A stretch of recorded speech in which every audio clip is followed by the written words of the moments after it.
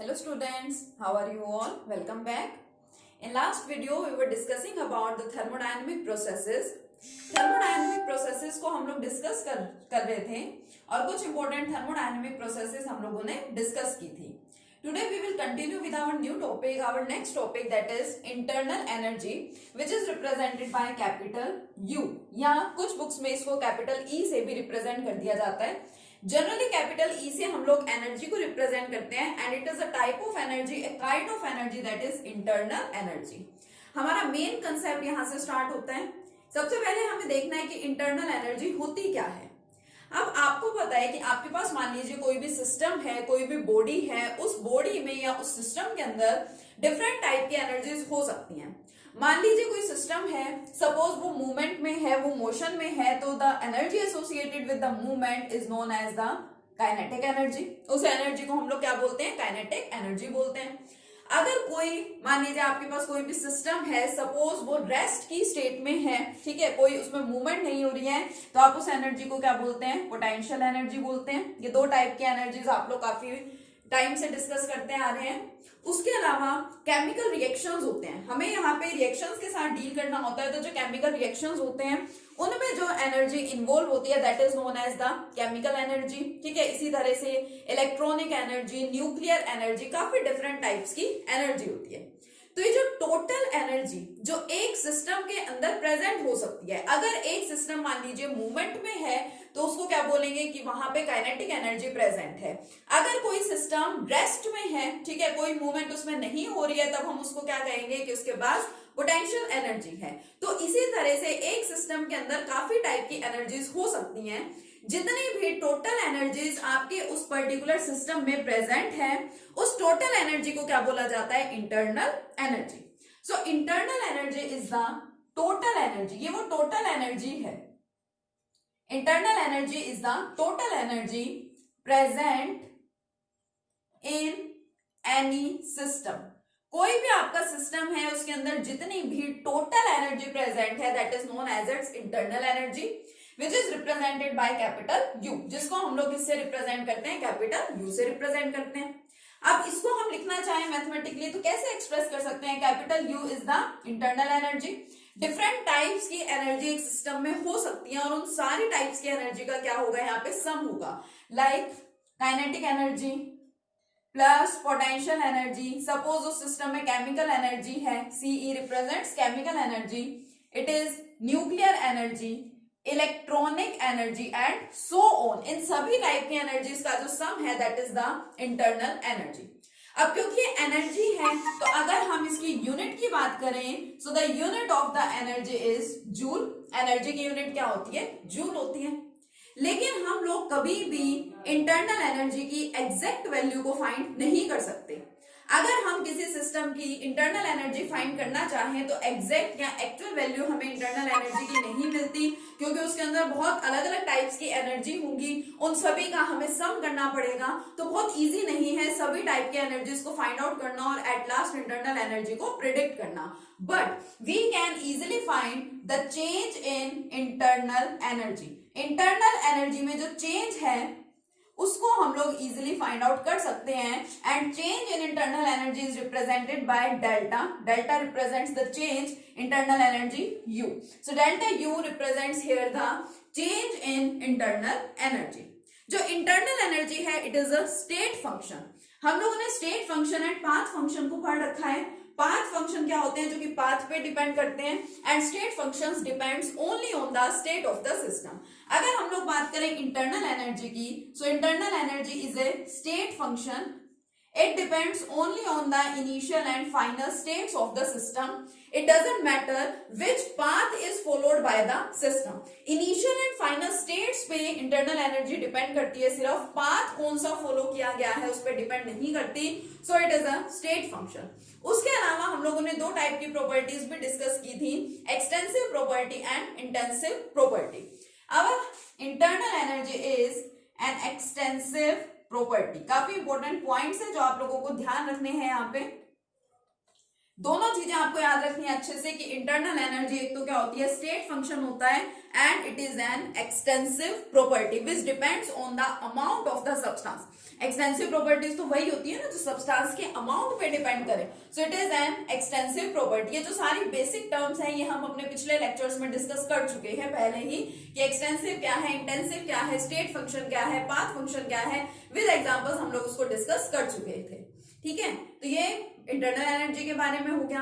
अब second point, अगर मान लीजिए इनिशियली स्टार्टिंग में कोई प्रोसेस स्टार्ट हुई, स्टार्टिंग में मान लीजिए आपके पास कोई सिस्टम है, मींस इनिशियली जो काइनेटिक एनर्जी है, let us suppose the initial internal energy, internal energy की हम लोग बात कर रहे हैं, इनिशियल इंटरनल एनर्जी हम लोगों ने लेट कर ली क्या है, U1 है। कैपिटल यू से हम लोग रिप्रेजेंट किसको करते हैं, इंटरनल एनर्जी को। इनिशियल को हमने लेट कर लिया कि initial internal energy is U1 and final internal energy, final internal energy हम लोग क्या मान लेते हैं, suppose it is U2। Now change in internal energy, change in internal energy कैसे रिप्रेजेंट किया जाएगा, फाइनल माइनस इनिशियल, यानी कि U2 minus U1 represents the change in internal energy and change in internal energy is represented by the delta U। change in internal energy को हम लोग represent किससे करते हैं, delta U से represent करते हैं। अब next question arise होता है कि जो internal energy है वो कैसे change हो सकती है, क्या कोई ऐसी condition है कि internal energy change हो गई, ठीक है, और अगर कोई कंडीशन होती है तो फिर वो क्या क्या कंडीशंस है, कि अगर हमने बोला कि हमारे पास कोई सिस्टम है, इनिशियली उसकी इंटरनल एनर्जी U1 है एंड बाद में फाइनली उसकी इंटरनल एनर्जी क्या हो गई, U2 हो गई, तो फिर कुछ ना कुछ प्रोसेस हुई होंगी, कोई कंडीशंस रही होंगी जिसकी वजह से जो इंटरनल एनर्जी है सिस्टम की वो क्या हुई, चेंज हुई। तो चलिए वो फैक्टर्स डिस्कस करते हैं, या फिर किस तरह से किसी सिस्टम की इंटरनल एनर्जी चेंज हो सकती है। ठीक है, क्या क्या वो कंडीशंस है। चेंज इन इंटरनल एनर्जी, ठीक है, यानी कि डेल्टा यू, या मैं इसको लिख देती हूं इस तरह से, किसकी बात कर रहे हैं हम लोग यहाँ पे, change in internal energy, U लिख रहे हो, ठीक है। Change in internal energy can takes place, change in internal energy कब कब या किन किन कंडीशंस में हो सकता है। Number 1, if heat is absorbed or released by any system।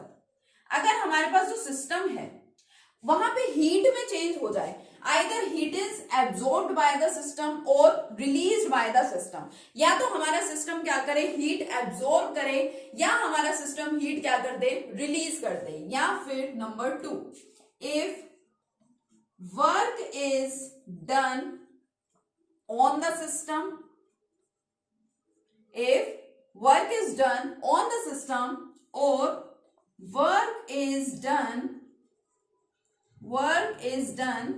by the system।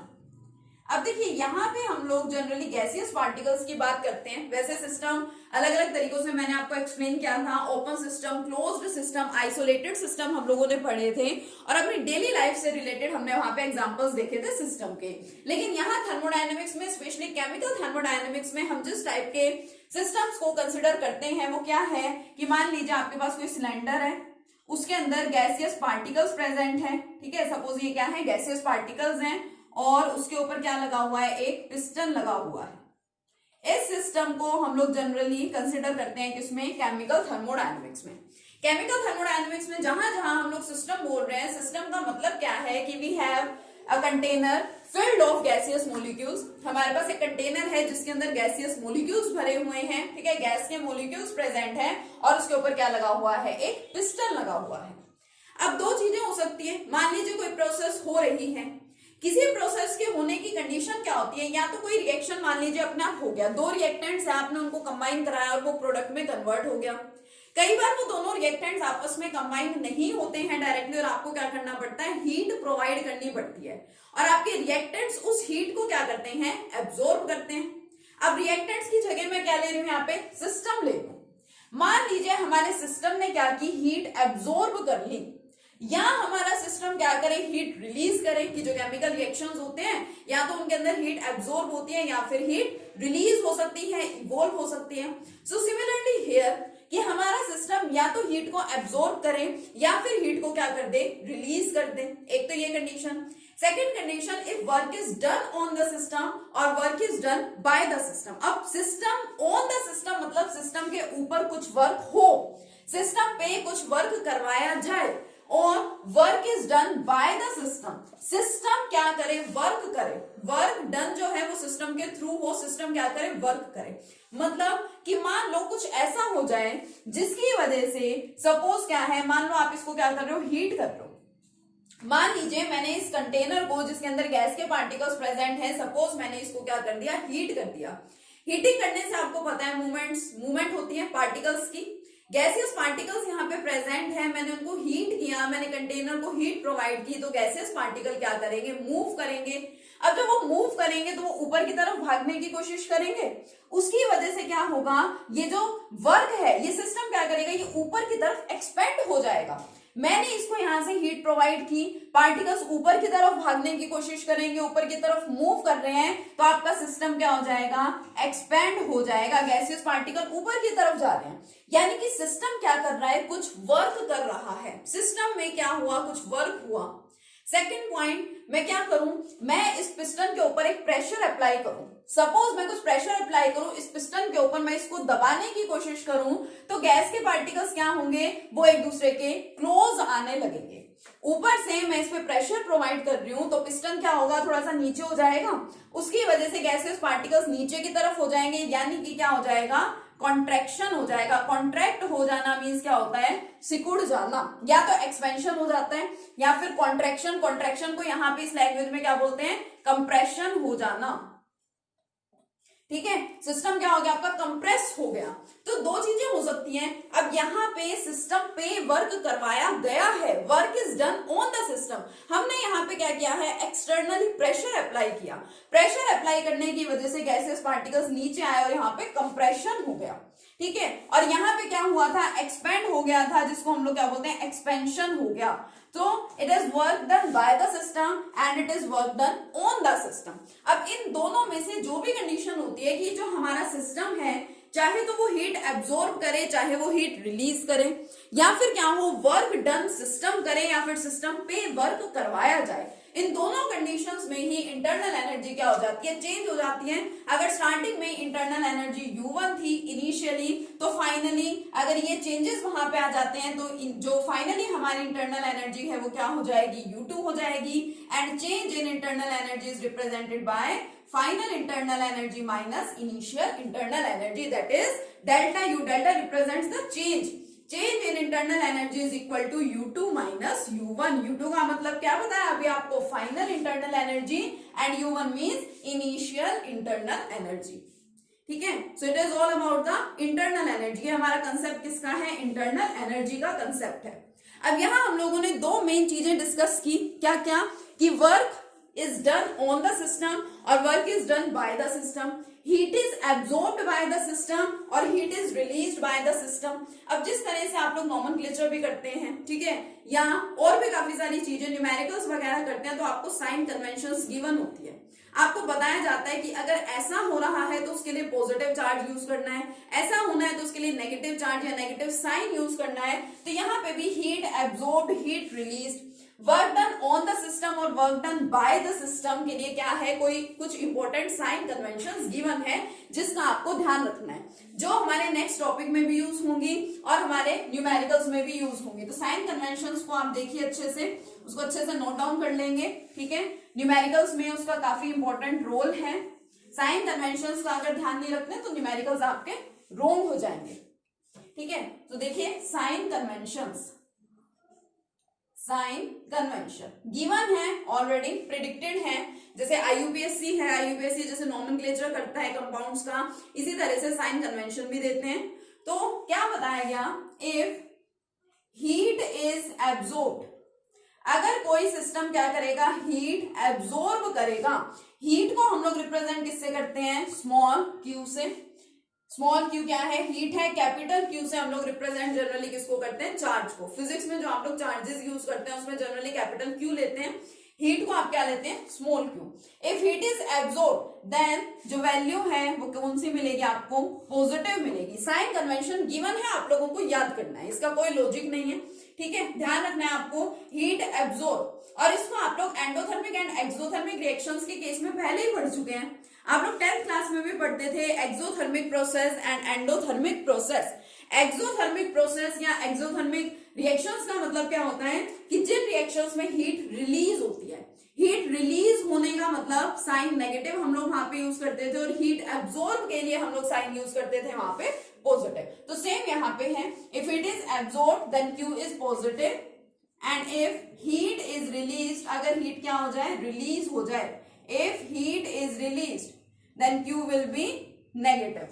अगर किसी न्यूमेरिकल में आपको बताया गया कि इस system absorbs 15 kilo joule of heat, कोई सिस्टम है आपके पास, उसने क्या किया, उसने 15 किलो जूल ऑफ हीट को एब्जॉर्ब किया, यानी क्यू की वैल्यू आपको क्या गिवन है, आपको अपने आप यहाँ पे लगाना होगा positive sign, plus 15 kilo joule.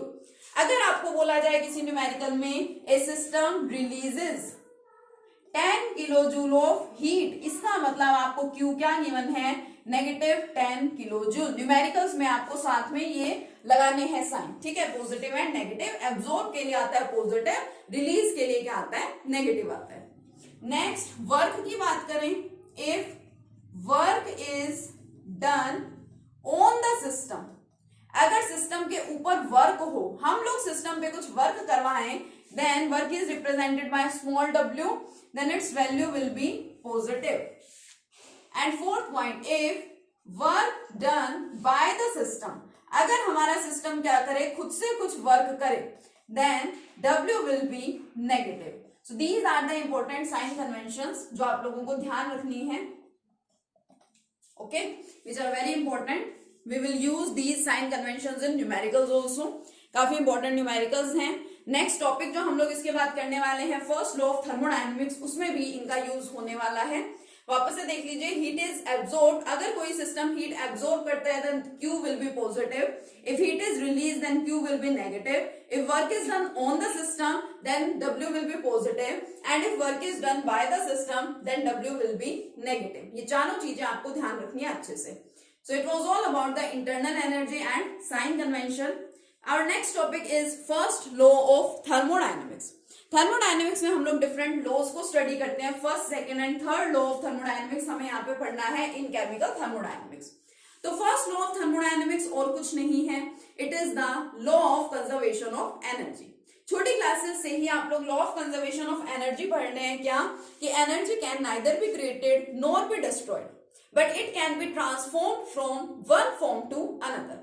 ऐसा नहीं होता कि हम लोग एनर्जी को क्रिएट कर सकते हैं या हम लोग एनर्जी को क्या कर सकते हैं, डिस्ट्रॉय कर सकते हैं, लेकिन हम एक टाइप के एनर्जी को दूसरे टाइप के एनर्जी में कन्वर्ट जरूर करवा सकते हैं। जैसे पोटेंशियल एनर्जी को कन्वर्ट करवा दिया काइनेटिक एनर्जी में, इलेक्ट्रिकल एनर्जी को कन्वर्ट करवा दिया हीट एनर्जी में, इलेक्ट्रिकल एनर्जी को कन्वर्ट करवा दिया लाइट एनर्जी में। तो आपको पता है कि जो इंटर कन्वर्जन है, ठीक है, डिफरेंट टाइप की जो एनर्जीज हैं इनको हम लोग एक दूसरे में क्या कर सकते हैं, कन्वर्ट तो कर सकते हैं, लेकिन ऐसा नहीं होता कि हम किसी एनर्जी को क्रिएट करवा दें, उसको प्रोड्यूस करवा दें या उस एनर्जी को क्या करा दें, डिस्ट्रॉय करा दें। ऐसा कभी भी पॉसिबल नहीं है। इसको आप लोग अभी तक पढ़ते थे law of conservation of energy, ठीक है, law of conservation of energy के नाम से अब तक आप इसको पढ़ते थे।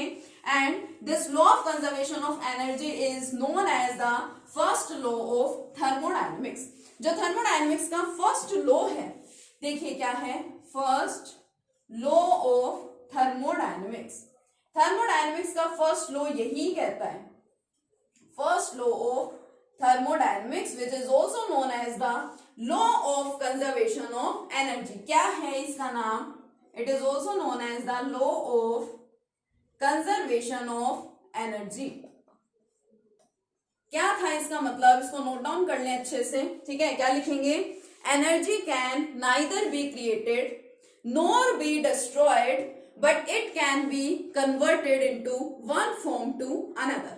एनर्जी को ना तो क्रिएट करवाया जा सकता है ना ही डिस्ट्रॉय कराया जा सकता है, लेकिन एक टाइप की एनर्जी को या एक फॉर्म की एनर्जी को हम लोग दूसरी टाइप या दूसरे फॉर्म में इजीली कन्वर्ट जरूर कर सकते हैं। It is the first law of thermodynamics and first law of thermodynamics की फर्स्ट स्टेटमेंट है ये।